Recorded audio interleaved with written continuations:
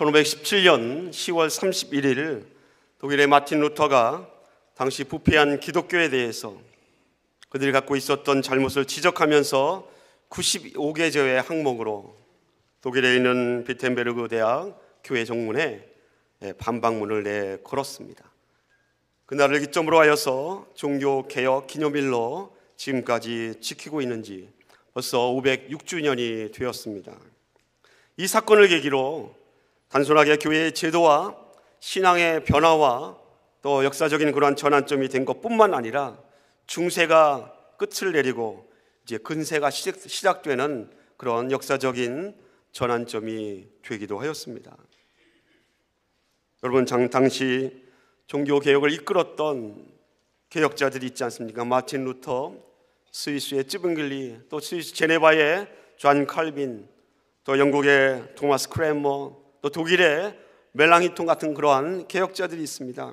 그들이 개혁을 이끌면서 그들의 목숨을 걸고 생명을 걸고 이 사명을 감당해냈습니다. 그들이 개혁을 이끌 때에 그들 가운데 전해지는 그러한 슬로건이 있습니다. 우리가 한두 번쯤은 이 종교개혁주의를 지나면서 들어보았던 그러한 슬로건들입니다. 5가지 슬로건의 첫 번째는 오직 성경입니다. 또 오직 은혜이며 오직 믿음이요 오직 그리스도요 오직 하나님께 영광이라는 슬로건입니다. 제506주년 종교개혁 기념주의를 맞이하여서 이 개혁자들이 부르짖었던 이 슬로건이 우리의 마음속에 깊이 담겨지기를 예수님의 이름으로 부탁을 드립니다. 우리가 살고 있는 이 시대는 그냥 마음에만 이 슬로건을 담아두기에는 너무나 절박한 시대를 우리가 살고 있습니다. 오히려 이 마음속에 담아있는 이 슬로건을 밖으로 끄집어내서 이 시대를 향하여 사회를 향하여서 다시 우리들도 개혁자들과 함께 이 슬로건을 외쳐야 할 때가 바로 이 시대가 아닌가 생각이 됩니다. 여러분, 이 5가지 슬로건 중에서 어떤 것이 여러분 마음속에 제일 드십니까? 여러분, 이 시간에 우리 옆에 분들하고 인사 나눌 때에 제일 마음에 드는 그 한 가지로 옆 사람하고 인사를 나눴으면 좋겠습니다. 오직 영광도 좋고요, 예수 그리스도도 좋고요. 그 중에 하나를 택하여서 앞뒤에 있는 분들 옆 사람과 우리 인사하기를 원합니다. 우리 인사할까요? 오직 성경, 오직 은혜, 오직 믿음, 그리스도. 개인적으로 찾아가셔서 왜 이게 제일 좋습니까? 이렇게 물어보고 싶습니다. 사실은. 종교개혁의 슬로건 우리 마음속에 담았다면 하나님께서 이 슬로건을 통해서 그 개혁자들의 시대에 어떤 뜻을 전하셨는지 아마 미루어 충분히 짐작할 수 있을 것 같습니다. 이번 주에 책 한 권을 읽었는데 이 책의 저자가 톰 라이너입니다. 그가 2022년도에 책을 써서 출판한 책입니다. 책 제목이 살아나는 교회를 해부하다라는 제목입니다. 교회를 해부한 책입니다. 이 톰 라이너는 미국의 최대 기독교 출판사인 바로 라이프웨이의 대표를 오랫동안 역임했던 사람입니다. 그는 남침내교의 신학자이기도 하며 이 라이프웨이 출판사는 그냥 출판사뿐만 아니라 여러 기독교에 관한 그런 자료나 정보들을 제공하는 그런 기관이기도 합니다. 그가 라이프웨이 대표를 마치고 나서 새로운 하나 회사를 차렸습니다. 그 회사가 어떤 회사인가 하면 Church Answer이라는 그런 회사입니다. 이 회사는 무슨 회사인가 하면 교회가 하락하거나 침체되거나 문을 닫을 위기에 있는 교회들을 컨설팅 해주는 회사입니다. 톰 라이너는 그 회사를 하면서 사역팀들과 함께 미국의 또 전 세계에 10만 개 이상의 교회를 컨설팅했습니다. 그렇다면 이 책에는 10만 개 이상의 교회를 컨설팅하면서 교회를 어떻게 해부했는지 그런 내용이 담겨 있는 책입니다. 이 188쪽의 책을 2-3시간 동안 멈추지 않고 읽어 내려갈 수가 있었습니다. 왜냐하면 코로나 이전의 미국 교회의 현실과 또 코로나 이후에 미국 교회 현실을 아주 적나라하게 보도하고 있기 때문에 그렇습니다. 이 책의 자료에 의하면 미국에서 얼마나 많은 교회들이 문을 닫고 있는지 보고하고 있습니다. 이 저자도 라이너도 정확하게는 파악할 수 없지만 최소한도 아주 최소한입니다. 최소한도 1년에 작년 기준으로 7,000개의 교회가 문을 닫았습니다. 그러면 7,000 나누기 365 하면 19.17 매일 이렇게 나옵니다.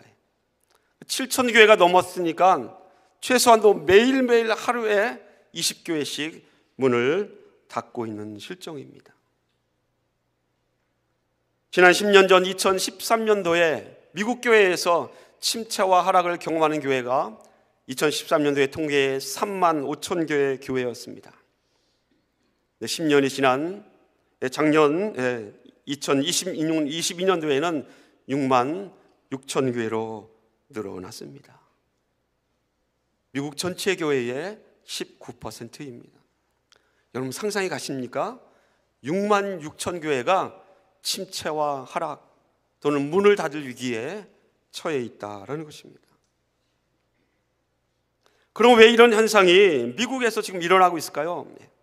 라인은 그 책에서 왜 이런 현상이 미국에서 일어나고 있는지 그 진단을 하고요, 그 진단을 적용해서 결과를 적고 있습니다. 그런데 놀라운 사실은 이 진단의 결과가 일반 직장이나 회사에서 침체되거나 회사를 클로즈할 때 그때 나왔던 그 보고하고 교회도 똑같은 보고를 하고 있습니다. 회사가 문을 닫을 때나 교회가 문을 닫을 때나 원인이 똑같다라는 것입니다. 그 원인은 이렇게 기록하고 있습니다. 생존을 위한 자원, 지식, 정보가 없는 것이 전혀 아니다.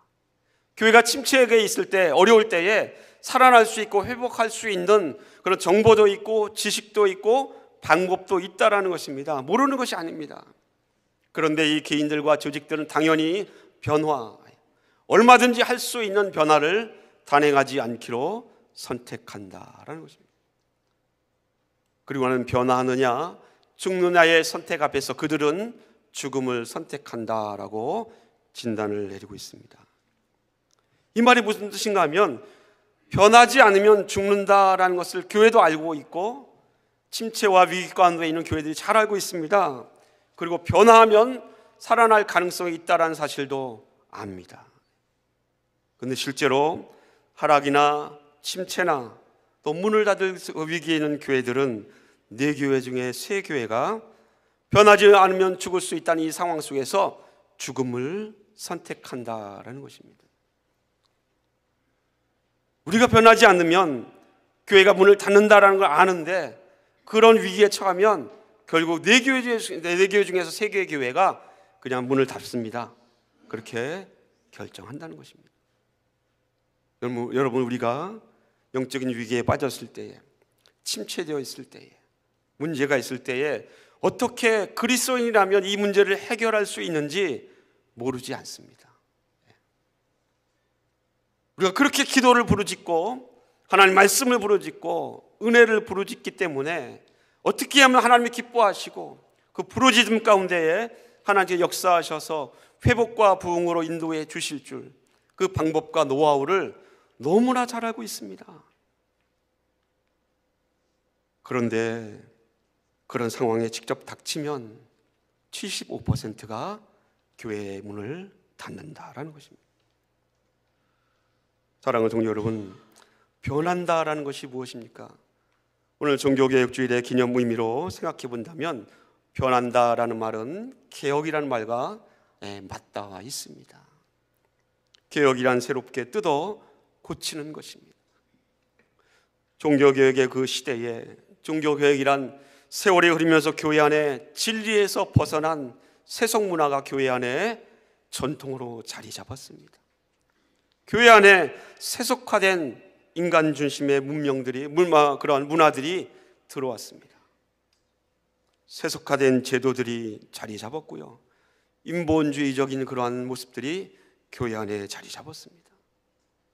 그래서는 안 되겠다 하고 다시금 기독교가 올바른 기독교로 돌아가자, 하나님 말씀으로 돌아가자, 성경으로 돌아가자라는 운동이 바로 종교개혁 운동 아니었습니까? 그런데 문제가 골물대로 골맞을 때에 오늘날의 현대교회 사람들은 바꾸는 것은 불가능해, 그냥 문을 닫는 것이 더 나아, 중용편이 낫다라고 생각하고는 교회의 문을 닫아버립니다. 왜 그렇습니까? 이 어려운 상황, 정말로 다시 올라오기는 힘들 만큼 어려운 상황에 떨어져 있을 때에 회복하는 것이 더 어렵기 때문에 그 회복을 택하기보다는 문을 닫는다라는 것입니다. 그렇다면 우리가 오늘 종교개혁 주일을 맞이하여서 우리 마음속에 다시 한번 이 500년 전에 이 개혁자들이 그들이 내걸었던 슬로건을 우리 마음속에 다시 한번 담았으면 좋겠습니다. 여러분, 오직 성경, 오직 은혜, 오직 믿음, 오직 예수 그리스도, 오직 하나님께만 영광이라는 이 슬로건을 다시 부르짖어야 할 시대가 우리가 살고 있는 21세기 2023년이 아닌가 생각이 됩니다. 이 개혁자들이 내세웠던 슬로건, 여러분 슬로건이 무슨 뜻입니까? 슬로건이란 마케팅에서 사용하는 용어로 이것은 모토 또는 선전 문구라는 뜻입니다. 근데 원래 이 슬로건이라는 단어의 어원에는 위급한 때를 알리는 소리라는 말에서 파생된 단어가 슬로건입니다. 위급한 때에 여러분 셀폰으로 경보가 삐 하고 울리지 않습니까? 그게 슬로건이라는 단어의 어원입니다. 불이 났습니다. 불이 났는데 어떤 사람이 불을 나는 것을 알리기 위해서 이렇게 설명합니다. 여러분, 지금 부엌에서 스토브가 달구어져서 불이 났습니다. 불이 점점 번져서 본당까지 오게 됩니다. 여러분 빨리 일어나서 나가야 됩니다 하고, 그렇게 불 났는데 장황하게 설명하는 사람이 있다면 이 사람은 어떤 사람입니까? 잘 돌봐줘야 되죠. 바보입니다. 어리석은 사람입니다. 불이 나면 어떡하죠? 귀청이 떨어지도록 불이야! 불이야 한마디면 사람들이 즉각적으로 반응하지 않습니까? 그게 바로 슬로건입니다. 그 단어 하나에 위급함이 담겨 있고 절박함이 담겨 있고 정말 죽을 것만 상황 속에서 그 단어 하나로 방향과 살아날 수 있는 길이 보이는 것, 그게 슬로건입니다. 그래서 개혁자들은 그 시대에 오직 성경라고 외친 것입니다. 그 오직 성경이라는 그 단어, 그 문장 하나로 사람들이 무엇을 바라보아야 할지 확실하게 볼 수 있게 해준 말, 그게 슬로건입니다. 그러므로 이 슬로건은 말로 표현되지 않습니까? 말로. 슬로건은 말입니다. 그런데 이 말에 무엇이 있습니까? 힘이 있습니다. 사람이 하는 말에 에너지가 있기 때문에 그렇습니다. 말에는 에너지와 힘이 있습니다.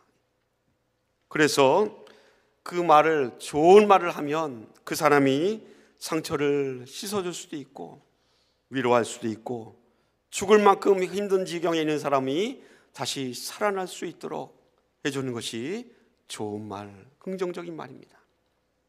그러나 반대로 생각해 본다면 나쁜 말을 하면 그 말을 통하여 상대방에게 상처를 줄 수도 있고 아픔을 줄 수도 있고, 심하면 그 말을 통해서 상대방을 죽일 수도 있는 것이 말입니다. 여러분, 남태평양 군도에 가면, 남태평양에 가면 섬들이 모여있는 솔로몬 군도가 있습니다. 작은 섬들이, 여러 섬들이 모여있는데 이 솔로몬 군도의 한 부족은 나무를 쓰러뜨릴 때 아주 특이한 방법으로 나무를 쓰러뜨린다고 합니다. 한 나무가 있으면 이 두껍고 높은 야자나무에 가서 힘있게 고함을 지릅니다. 꽥 하고 고함을 치면서 욕을 해대고 나쁜 말을 원망하면서 해대면, 그렇게 날마다 반복하면 얼마 안 가서 나무가 시름시름 앓고 그 다음에 쓰러진다고 합니다. 거짓말 같습니까? 정말입니다. 정말 그렇습니다. 화초를 키우신 분은 잘 아시지 않습니까? 화초를 키울 때에 사랑한다 사랑한다 말해주면 그 화초가 더 싱싱해집니다. 욕을 해주면 화초가 죽습니다. 일본의 유명한 학자가 이걸 실험하지 않았습니까? 책도 나와 있습니다. 사람이 먹는 물도 좋은 말을 해주면 물의 입자가 둥글둥글하고 부드러운데, 사람이 욕을 하고 원망하고 물을 마시면 그 입자가 날카로워진다고 합니다. 혹시 일본의 학자가 출판한 책을 보신 적 혹시 있지 않습니까? 좋은 말이 필요합니다. 말이란 달게 쓰면 약이 되지만 그 말을 잘못 쓰면 독이 된다라는 사실을 여러분 잘 알고 있지 않습니까? 야고보서는 이렇게 기록하고 있습니다. 야고보서 3장 5절 말씀에 이와 같이 사람의 혀도 몸의 작은 부분에 불과하지만 그것을 잘못 사용하면 큰 손해를 가져옵니다. 작은 불씨가 큰 숲을 태우지 않습니까? 라고 5절 말씀을 현대인의 성경으로 번역하면 이렇게 표현할 수 있습니다. 야고보서 기자는 3장 6절로 8절 말씀에 이렇게 기록합니다. 잘못 쓰는 말, 나쁘게 사용하는 혀는 불이요 온몸을 더럽히고 우리의 일생을 불태우며 이 말은 길들일 자가 아무도 없으니 걷잡을 수 있는 악이며 죽이는 독으로 가득 차 있다라고 인간의 혀와 말에 대해서 표현하고 있습니다. 여러분, 좋은 말을 하는 것이 중요합니다. 긍정적인 말을 하는 것이 중요합니다. 좋은 말은 수십 년 동안 묵어있던 상처를 한순간에 씻어줄 수도 있고, 좋은 말은 그 눈 녹듯 씻은 그 마음에 회복의 첫 출발을 줄 수 있는 것이 바로 좋은 말이요 긍정적인 말입니다. 오늘 바울은 그 좋은 말을 오늘 6절 말씀에 소금으로 맛을 낸 말이라고 표현하고 있습니다. 소금으로 맛을 낸 말. 여러분, 맛을 낸다는 것은 즐거운 것입니다. 그렇죠? 맛이 있다라는 것은 행복한 것입니다. 그리고 맛이 있으면 시곡을 돋구어주고, 그리고 맛있는 곳에는 어떻게 됩니까? 사람들이 모입니다. 좋은 말을 하는 곳에는 사람들이 모입니다. 어떤 말이 소금으로 맛을 낸 말입니까? 오늘 6절에 보니까 이렇게 기록되어 있습니다. 은혜 가운데 소금으로 맛을 냄과 같이 하라라고 성경은 기록하고 있습니다. 그냥 맛을 내는 것이 아니라 소금으로 맛을 내되 은혜 가운데서 맛을 내라라는 것입니다. 여러분, 은혜가 무엇입니까? 은혜와 선물은 거의 같은 개념을 갖고 있습니다. 선물을 줄 때에 대가를 바라지 않고 선물을 주는 것이 선물 아닙니까? 누군가의 대가를 바라고 누군가가 내가 선물을 주면 그 사람도 나에게 뭔가를 주겠지라고 기대하면 그건 선물이 아닙니다. 그건 뭐죠? 맞아요. 똑똑하시네. 그건 뇌물입니다. 뇌물. 근데 은혜도 똑같지 않습니까? 은혜도 그렇습니다. 대가를 바라지 않고 베푸는 것이 은혜입니다. 근데 더 놀라운 사실은 예수님께서 우리에게 은혜를 주셨다라고 했을 때 예수님이 주신 은혜는 내가 은혜를 받을 수 있는 자격이 있는가 없는가 그거 따지지 않고 우리에게 그 은혜를 주셨습니다. 그게 바로 은혜입니다. 은혜 가운데 소금으로 맛을 내라라고 했다면 그 말을 이 은혜라는 은혜가 갖고 있는 성격을 그대로 소금으로 맛을 내는 말에 적용하면 그 말이란 어떤 말입니까? 그 말은 은혜가 갖고 있는 그 성격처럼 어떤 이익을 구하지 않는 말입니다. 아무런 대가도 손해도 따지지 않습니다. 상대방이 자격이 있는지 없는지 그것도 따지지 않습니다. 그 말이 바로 소금으로 맛을 내는 방법입니다. 여러분, 성경은 소금의 역할에 대해서 성경에 여러 군데 표현되어 있습니다. 소금의 역할이 무엇이 있습니까? 마태복음 5장에 보니까 소금의 역할은 부패를 막는다라고 기록되어 있습니다. 에스겔서 16장에 보면 소금의 역할은 깨끗하고 정결하게 한다라는 것을 상징하고 있습니다.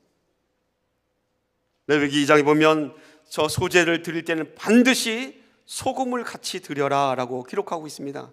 다시 말하면 이 소금은 부패를 방지할 뿐만 아니라 정결함과 깨끗함의 상징이고, 그리고 하나님께 소제를 드릴 때 반드시 사용되는 제물이 되기도 합니다. 이러한 소금의 역할을 빗대어서 오늘 바울은 골로새에 있는 성도들에게 우리에게 소금으로 맛을 내라 라고 말씀하고 있습니다. 바울이 왜 우리에게 소금으로 맛을 낸 말을 하라고 여러분 권면하고 있습니까? 그냥 말이면 될 텐데 하필이면 왜 소금으로 맛을 낸 말을 하라고 오늘 본문에 권면하고 있습니까? 지난주에 함께 나누었지만 골로새서 4장 3절로부터 6절 말씀, 지난주에 이어진 말씀과 같이 연관해서 본다면 바로 전도할 문을 열어서 예수 그리스도의 비밀을 말하기 위해서 소금으로 맛을 낸 말을 하라고 권면합니다. 바울이 정말로 간절하게 원하고 있는 것은 골로새 성도들에게 우리가 같이 함께 기도합시다. 전도할 문을 열어달라고 기도합시다. 그리스도의 비밀을 말할 수 있게 해달라고 기도합시다. 성도들에게 그렇게 요청하고 중보기도를 요청합니다. 왜 그리스도의 비밀을 말하며 전도할 문을 열어달라고 바울이 성도들에게, 골로새 교인들에게 요청합니까? 그 말이 사람을 살리고 상처를 회복시키고 그 영혼을 구원의 세계로 인도하는 하나님의 말씀이기 때문에 그렇지 않습니까? 사랑하는 성도 여러분, 은혜 가운데 소금으로 맛을 낸 말, 그 말 한마디가, 그리스도의 비밀을 전하는 그 말 한마디가 영혼에게 구원을 전할 수 있음을 믿으시길 예수님의 이름으로 축원을 드립니다.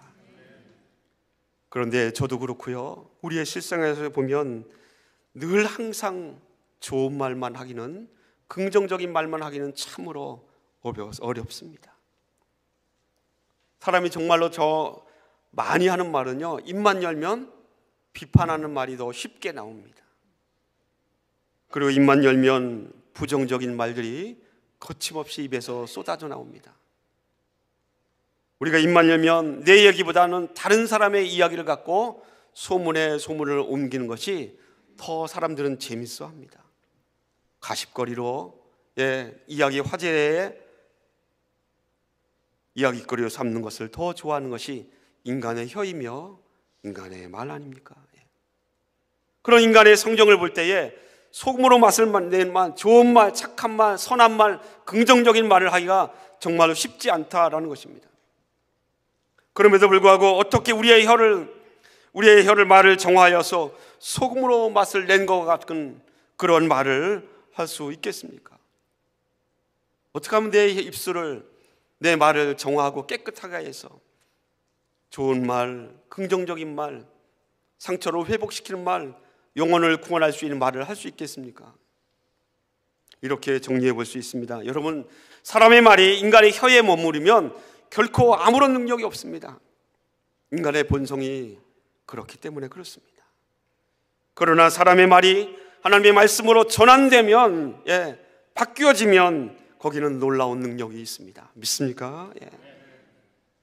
하나님의, 내 인간의 말을 사람의 말로 익스체인지, 바꾸어 내어야 합니다. 그래야 사람의 말이 아니라 하나님의 말씀과 함께 덧입혀진 그리스도의 비밀을 말할 수 있는 내 입술로 내 혀가 될 수 있습니다. 하나님의 말씀으로 전환된 사람, 그 사람의 말은 이건 사람의 말이 아니라 그때부터는 하나님의 말이기 때문에 그렇습니다. 사랑하는 성도 여러분, 하나님의 말로, 하나님의 말씀으로 덧입혀져서 소금으로 맛을 냄과 같은 그리스도의 비밀을 말하는 여러분의 삶이 되기를 예수님의 이름으로 축원을 드립니다. 말씀을 맺습니다. 말에 뭐가 있습니까? 능력이 있고요, 말에는 힘과 에너지가 있습니다. 좋은 말을 하면 그 에너지는 나쁜 데 쓰여집니다.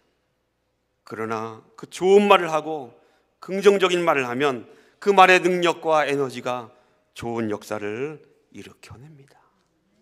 그리고 그리스도인이라고 한다면 내가 하는 말에 하나님의 말씀이 덧입혀져서 그 말씀이 말로 끝나지 않고 능력으로 나타날 수 있도록 나를 사용해 달라고 하나님 앞에 기도할 수 있는 저와 여러분 모두가 되기를 간절히 소원합니다. 아까 나누었던 이 개혁자들의 슬로건, 이 500년 전에 이 슬로건들은 그 슬로건이 그냥 전해지는 것이 아니라 말로 사람들 마음속에 자리 잡고 뿌리를 내려서 이 말이 자기의 삶을 인도하고 신앙생활을 인도하는 그런 하나의 방향이 되고 삶의 원동력이 되었을 때에 그들의 신앙의 좌우명이 바뀌고 인생의 좌우명이 바뀌었으며 그의 인생을 통하여서 하나님의 말씀이 역사할 수 있는 귀한 하나님의 일꾼으로 쓰였음을 우리가 역사를 통해서 잘 알고 있지 않습니까? 그렇다면 여러분, 여러분의 입술을 통하여서도 여러분의 입에서 나가는 말을 통하여서도 한 영혼이 하나님께로 돌아오는 영생을 줄 수 있는 말, 그런 말과 혀가 되기를 다시 한번 예수님 이름으로 축원을 드립니다. 이 놀라운 역사가 오늘 506주년 종교개혁주의를 맞이하여서 다시 한번 마음속에 개혁자들의 슬로건을 마음에 담기를 원하는 우리들 마음속에, 그리고 이 슬로건을 마음속에 담고 이제는 밖으로 끊어내어서 예수 그리스도의 증인되는 이 선교적 사명을 감당해야 하는 우리들 모두에게 충만하게 임하기를 예수님 이름으로 축원을 드립니다. 기도하겠습니다.